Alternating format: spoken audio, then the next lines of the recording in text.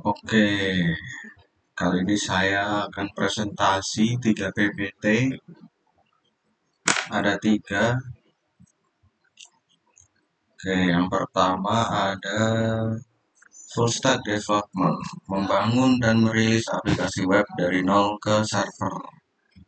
Oke, buka. Memahami stack. Ini dimulai dari antar muka pengguna hingga logik server dan penyimpanan data. Ada front end dan back end. Dari sisi front end itu membangun UI UX-nya, tata letak, dan responsivitas websitenya. Back end-nya itu tujuannya untuk logic bisnis, database, API, dan keamanan data. Ini juga penting nih, arsitekturnya, browsernya. Oke, ekosistemnya kita ada framework. Framework itu bisa pakai Next.js, Express. Untuk mempercepat biasanya juga bisa pakai yang langsung full stack itu pakai Laravel. Oke, untuk web servernya pakai Nginx.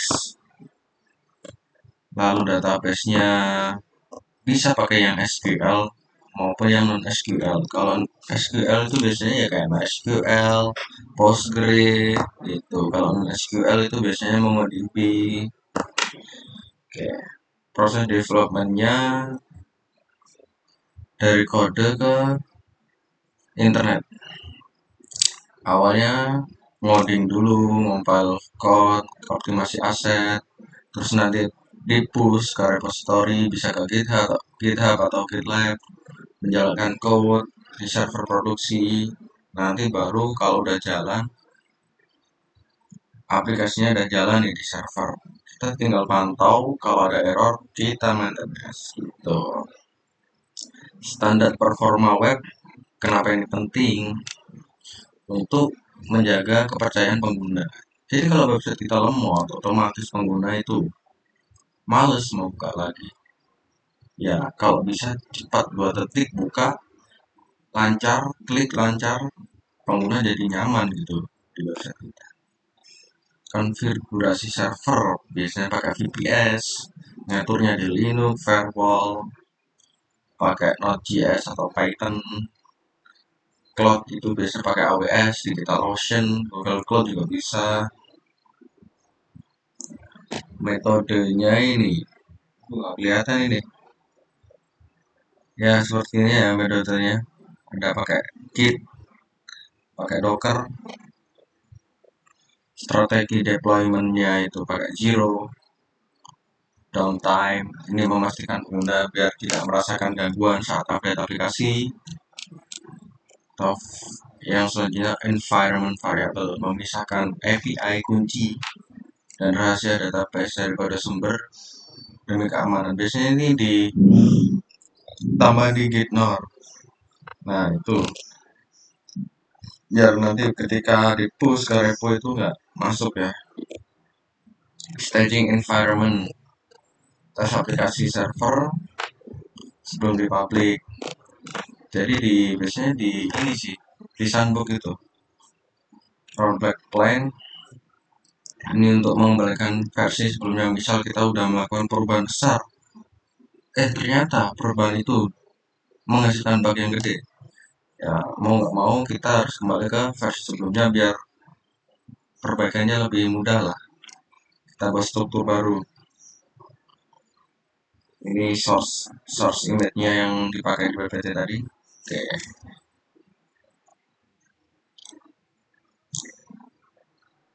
Oke, selanjutnya kita masuk ke PPT kedua, yaitu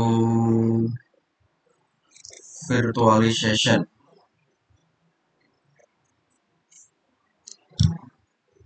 Virtualization and VM provision, efficient structure, and modern remote access. Oke, apa itu virtualisasi? Virtualisasi itu membuat software, lapisan software, physical hardware seperti ini sih. Biasanya kalau kita mau running Linux itu kan biasanya bisa pakai dual boot, bisa langsung pasang Linux-nya langsung di laptopnya langsung. Nah, ini kalau kita pakai VM, kita bisa jalani Linux di atas Windows gitu. Cuman ya, permasalahannya itu lebih berat karena kan jalan double dua sistem. Keamanannya pun lebih aman VM karena dia kan terisolasi di ruang sempit ya. Ini hypervisor ROM, VM provisioning,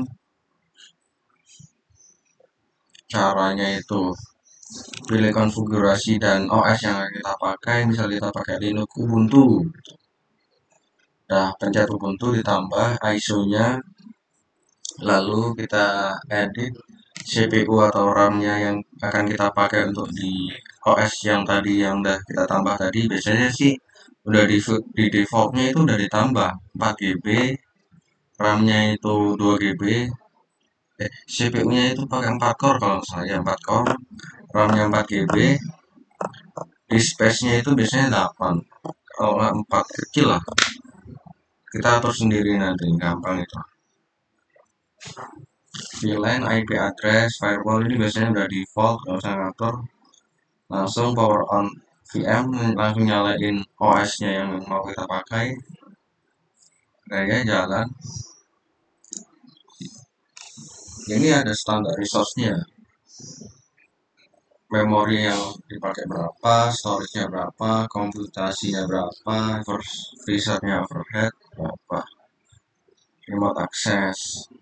Nah, di Linux CLI atau command line ini ada yang namanya keybase, IS encryption, portnya bisa lihat port.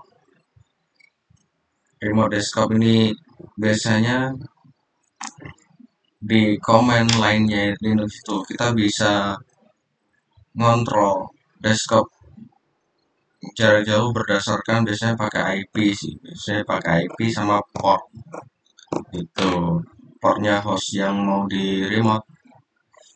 Terus security best practice, ini ada faktor authentication, MFA, VPN gateway, least privilege, dan regular patching. Ini gambar yang digunakan, source yang dia ada PPT ini. Oke, selanjutnya kita masuk ke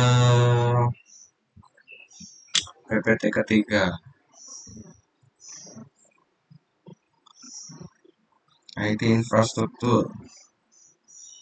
Oke, di infrastruktur teknologi IT 2024. Oke, arsitektur internet ada DNS dan HTTP. Nah, apa sih DNS? DNS itu ibaratnya buku telepon lah. Internet yang menerjemahkan domain menjadi IP. Domain itu misal kayak Google, www.google.com. Nah, itu kalau kita menggunakan DNS itu diterjemahkan menjadi IP-nya. IP dari domain Google ini apa gitu. Nah, lalu ada HTTPS, ini versi amannya dari HTTP menggunakan enkripsi TSL. Tuh. Jaringan dan troubleshooting. Ini ada network port, itu biasanya HTTP itu pakai port 80, HTTPS itu 443, SSH 22, RDP 3389. Diagnosis, alat crucial sweeping, ini untuk mengecek jaringan, traceroute, slookup, melacak kegagalan. OC model, memahami lapisan fisik hingga aplikasi untuk isolasi masalah secara sistematis. Oke, data center physicality, infrastruktur fisik yang mendukung cloud global. Fasilitas ini dirancang untuk standar keamanan tinggi dan redundansi sistem pendingin. Komponen utamanya ada 3, server rack dan plate server, uninterruptible power supply UPS, precision air conditioning CRIC. Oke, selanjutnya virtualisasi dan hypervisor. Abstraksi perangkat lunak, teknologi yang memungkinkan satu server fisik menjalankan banyak virtual machine yang terisolasi. Nah, itu yang tadi kita jelasin di PPT kedua ya. Hypervisor ini bisa jalan di hypervisor itu kalau nggak salah software, nggak saya. Atau ini, Docker gitu ya. Kurang tahu juga sih. VM Provisioning Workflow. Langkah-langkah standar menyiapkan infrastruktur komutasi awal. Ini ada 4 tahapannya. Yang pertama konfigurasi. Tentuin dulu nih CPU, RAM atau storage yang akan kita gunakan nanti. Selection. Pilih OS, image. Nah, OS yang akan kita pakai di virtual machine tadi itu apa? Misal kita pakai Linux, Linuxnya apa? Ubuntu. Atau kita juga bisa pakai Windows juga bisa. Gitu. Selanjutnya ada networking, alokasi IP dan virtual rules. Selanjutnya finalization, user setup dan post deploy script. Akses jarak jauh. Nah, ini yang kita sebutin tadi remote desktop. Jadi di Linux kita bisa nge-remote desktop dari jarak jauh. Tinggal kita masukin command lainnya yang kita butuhin, SSH, lalu namanya ini, nama desktopnya apa, JAYUS misal JAYUS, add, masukin portnya. Nah itu kalau udah nanti diminta password dari si user JAYUS ini dengan port ini. Kalau bener kita bisa nge-remote command line dari desktop tersebut. Bisa juga GUI-nya. Oke. Jadi selanjutnya pengembangan web end-to-end. Integrasi antar muka pengguna, logic server, dan manajemen data. Nah, front end-nya ada HTML, CSS, React, Vue, back-end-nya Node.js, Python, dan Go. Database-nya pakai Postgre sama MongoDB. Web deployment dan server. Ini ada CI/CD pipeline, web server, dan container. Container pakai Docker. Plasmatic Computed Storage, komputasi pricing, harga komputasi umumnya ditarget itu per detik atau per jam berdasarkan jumlah CPU atau besar RAM yang digunakan. Kalau kita pakai cloud ya, pembayarannya gitu.